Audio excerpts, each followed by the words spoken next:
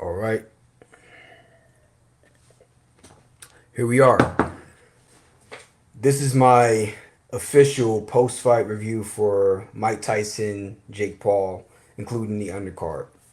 So, YouTube fam, look, it took me a little bit to put this video out because I wanted to have a chance to look over the fights and kind of get an accurate view of what happened. We all know what happened with the Tyson and Paul fight, but the fight that everybody's gonna want to hear about and is still talking about is the fight between Amanda Serrano and Katie Taylor, the rematch. They had their big showdown 2 years ago where Katie Taylor was able to become undisputed or kept her undisputed title status, and then they had the rematch this Friday, and it was a lot of controversy there. So let's go ahead and talk about the Mike Tyson and Jake Paul fight. I didn't cover this because I did not like the idea of the fight. I didn't want to see it. I didn't like how the athletic commissions sanctioned this or commission sanctioned this fight. And you had a lot of people that were outspoken about the fact that they did not think it was a good idea. Some wouldn't necessarily tell him not to fight, but they expressed their concern nonetheless. So you have a 58-year-old Mike Tyson going into the ring against a much younger fighter in Jake Paul, who's what, 27 or 28, just got into boxing. This is his third or fourth year, kind of training seriously. He's had a bunch of fights with influencers, former basketball players, former UFC fighters, but not really any ranked fighter or any boxer of substance. Doesn't have to be a superstar, but he's not even fighting journeymen at this point. So there's a lot of controversy surrounding him each time he fights because there's a circus that comes along with it.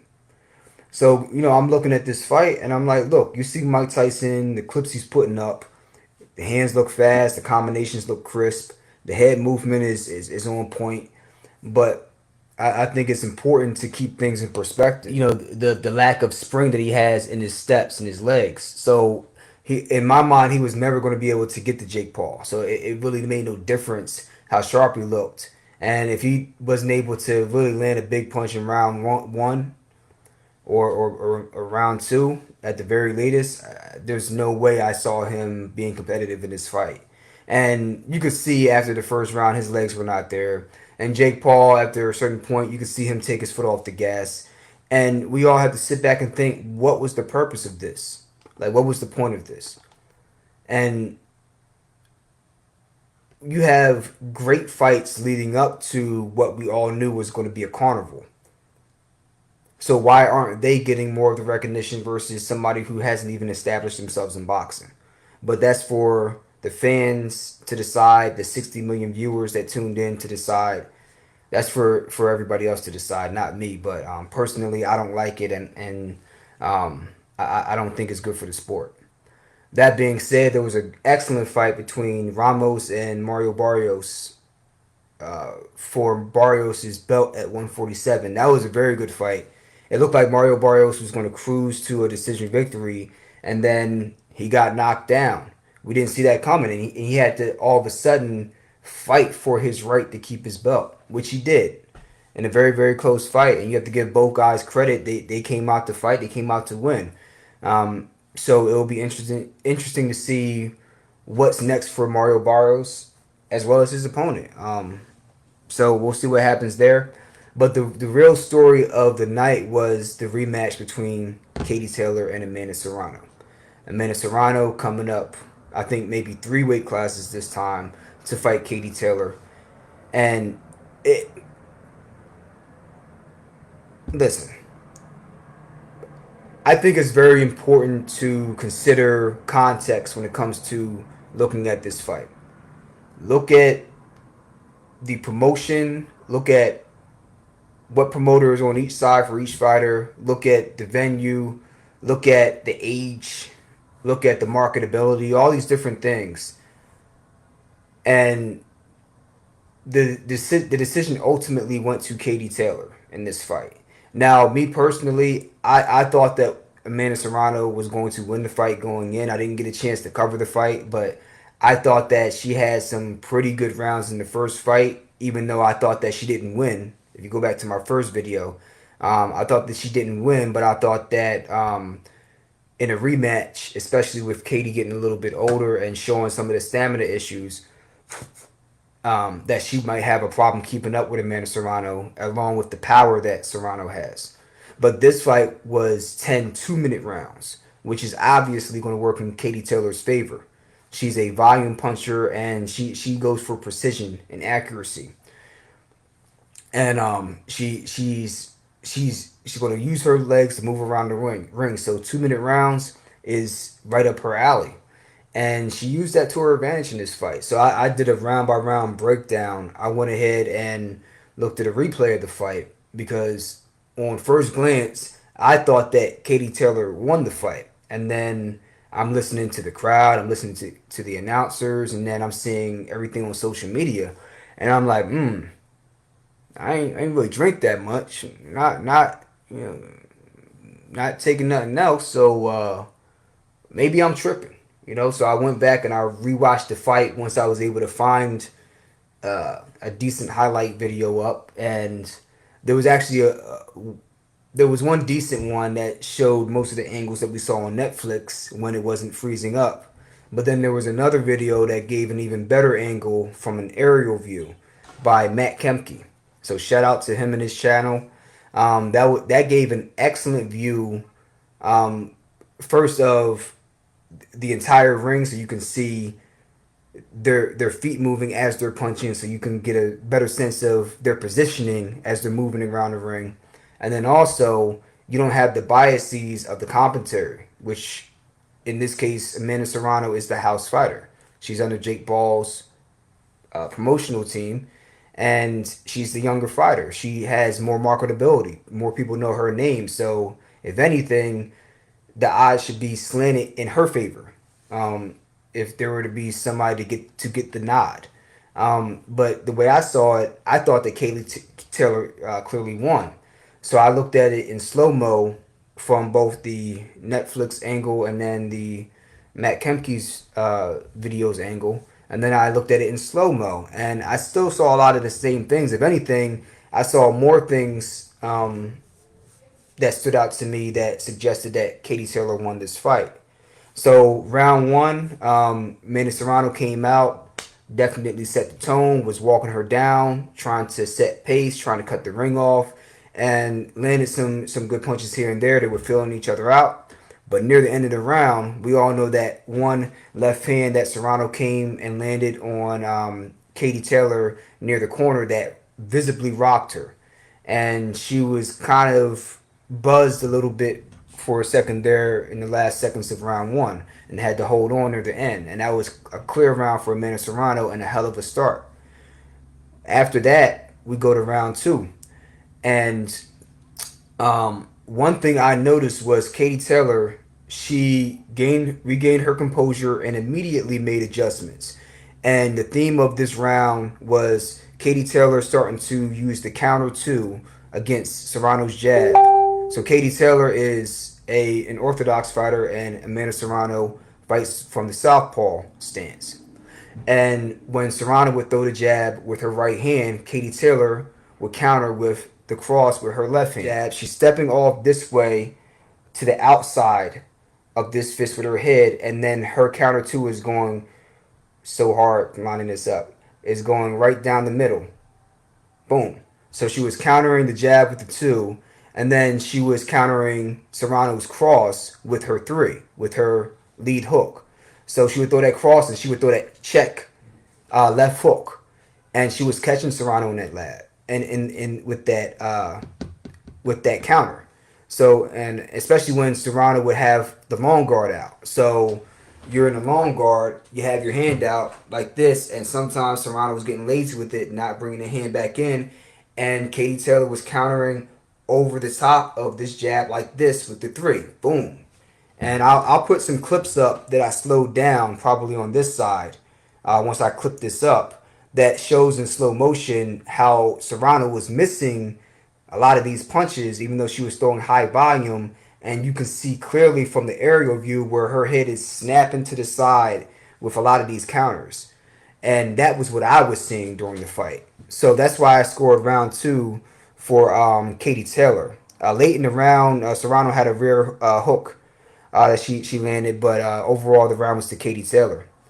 Moving on to round three, this is the first time that I noticed that Katie Taylor seemed to attempt to initiate a headbutt. Because when you have an orthodox fighter versus a southpaw fighter, there tends to be a higher frequency for head clashes. So both people are moving forward to throw a punch, and because of the positioning, because southpaw and orthodox are a mirror image of each other, and you're fighting for lead foot positioning, there's a tendency to want to lean forward at times to try to close that gap, and that's why there's a higher incidence of collisions, and cuts and headbutts and things of that nature. But some of these seemed intentional, more so than you would naturally see based off of, you know. Uh, so the first time I saw it,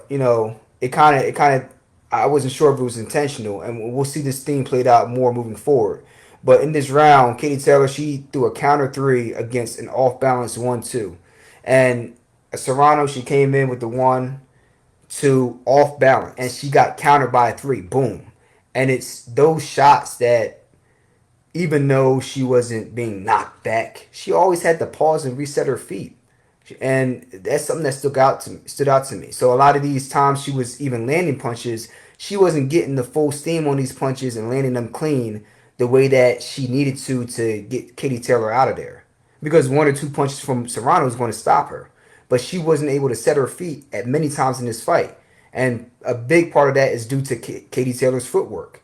It was kind of reminiscent of Sugar Ray Leonard and Marvin Hagler, except for Katie Taylor, as Sugar Ray Leonard was getting hit a lot more than Leonard was in that fight. But Hagler and Serrano, respectively, had a lot of problems cutting the ring off against their counterparts.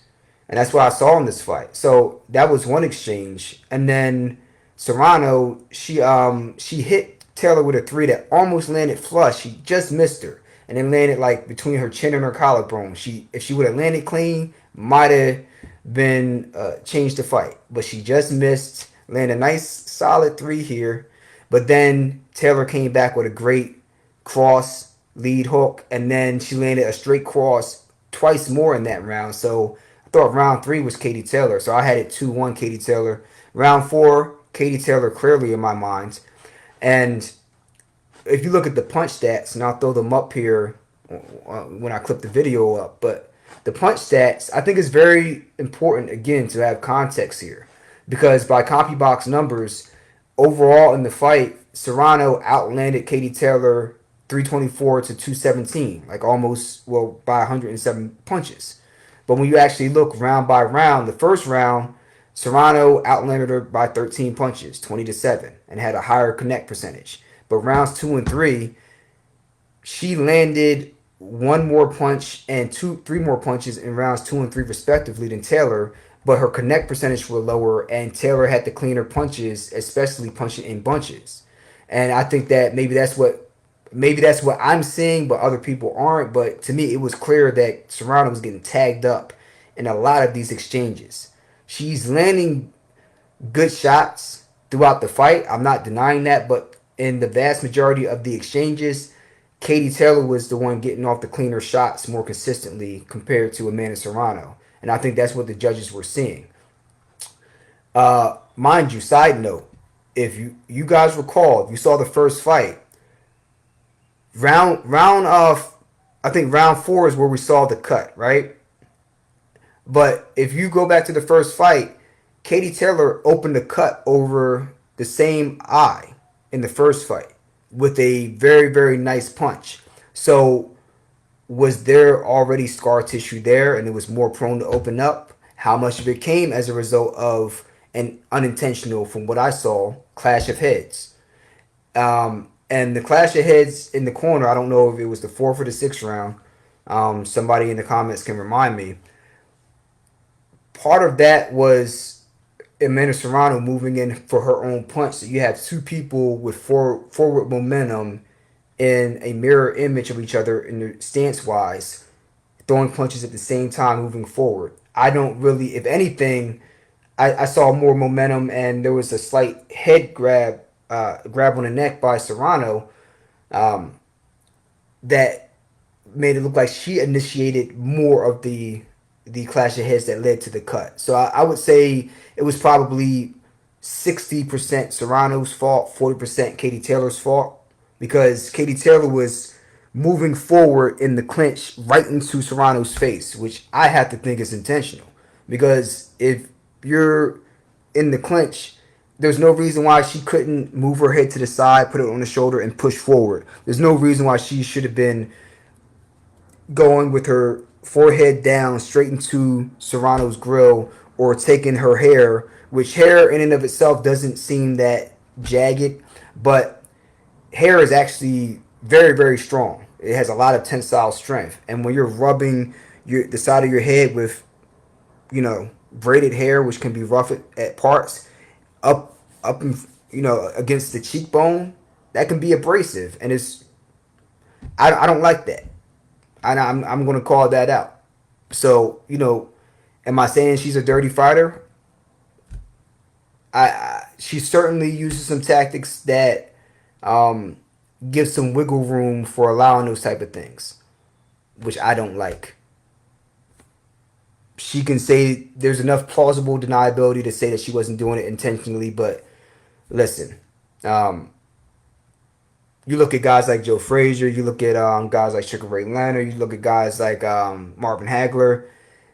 They don't have to put their dome straight into the other person's chin while they're trying to move forward to try to, in the clinch, or to try to push off with their hands. You don't need to put your forehead right into the person's nose, man. Like, that's completely unnecessary. So you can't be mad for Serrano's team and others for calling her out and making claims like that.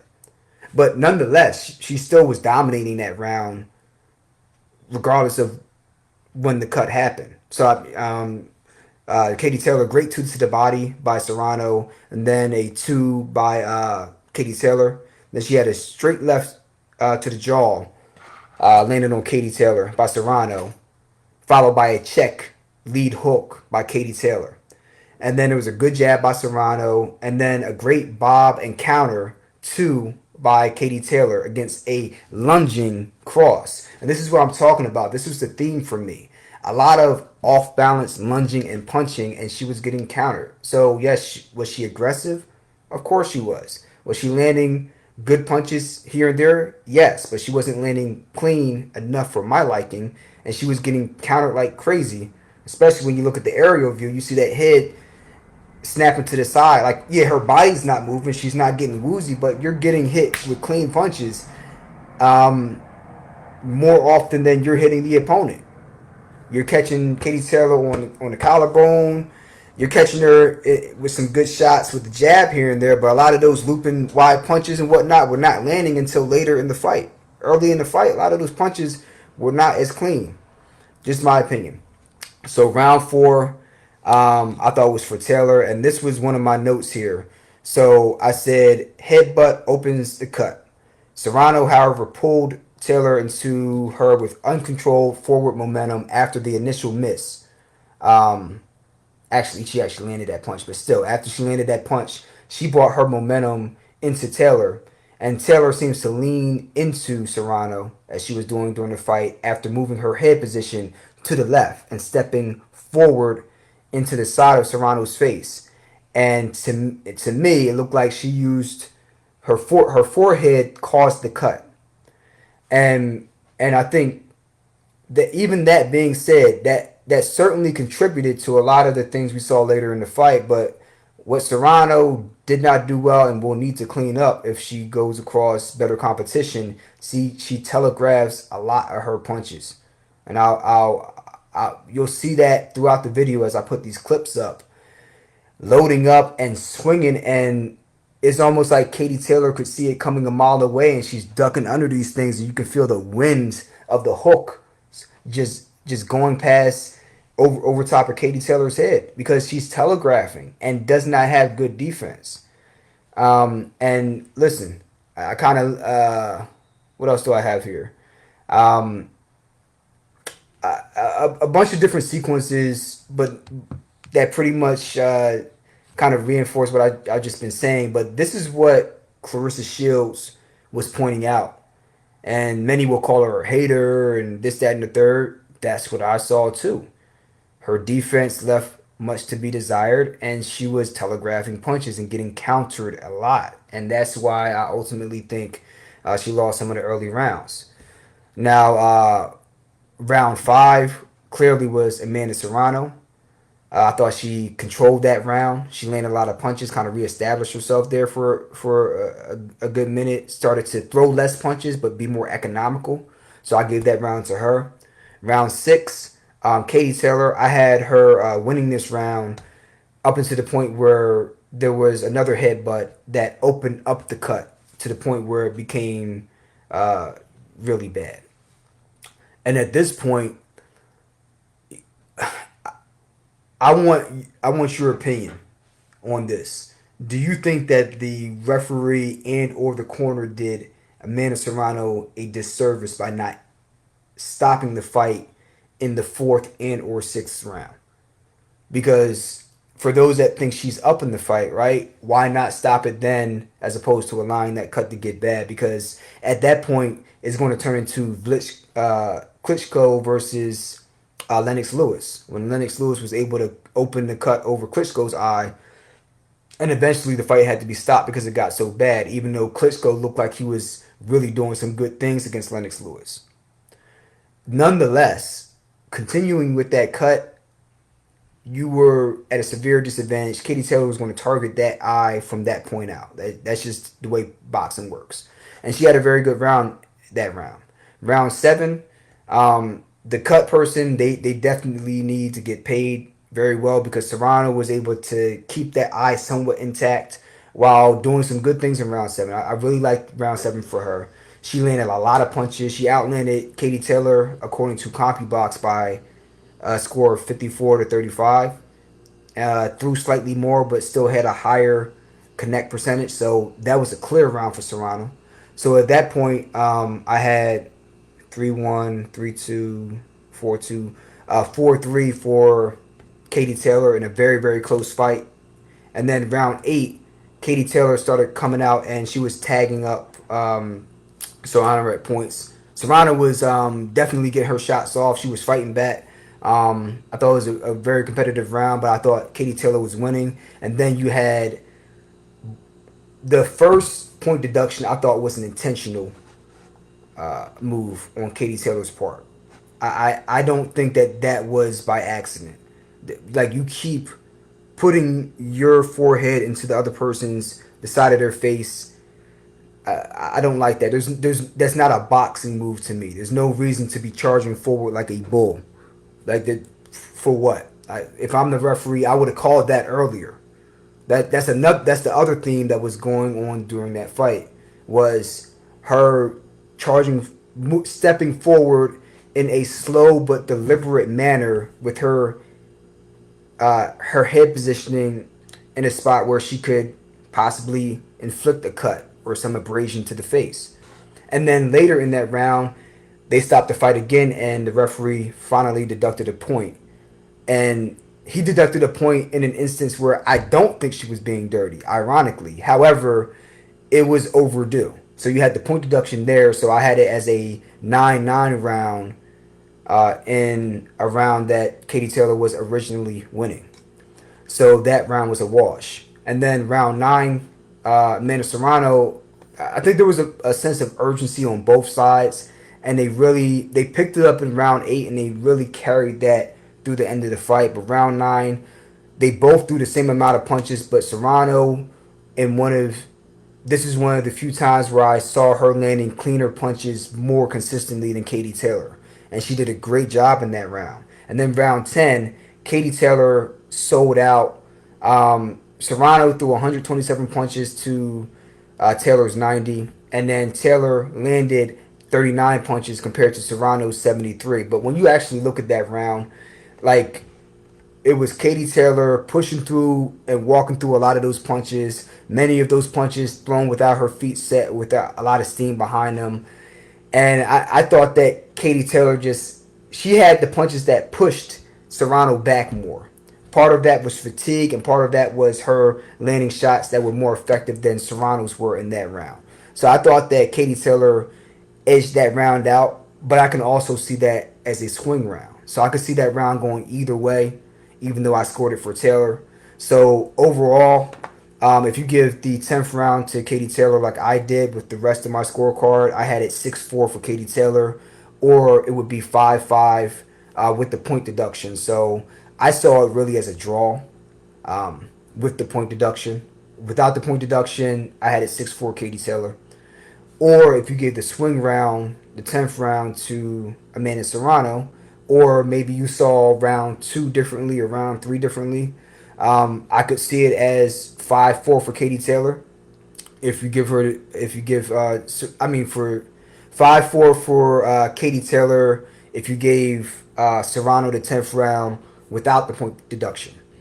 But if you include the point deduction, like we will with the score, then it would be 5-4 Serrano. So with the point deduction in the 10th round, I could see how people would score it for Amanda Serrano and feel as though she won that fight. So I could see this fight either way, honestly.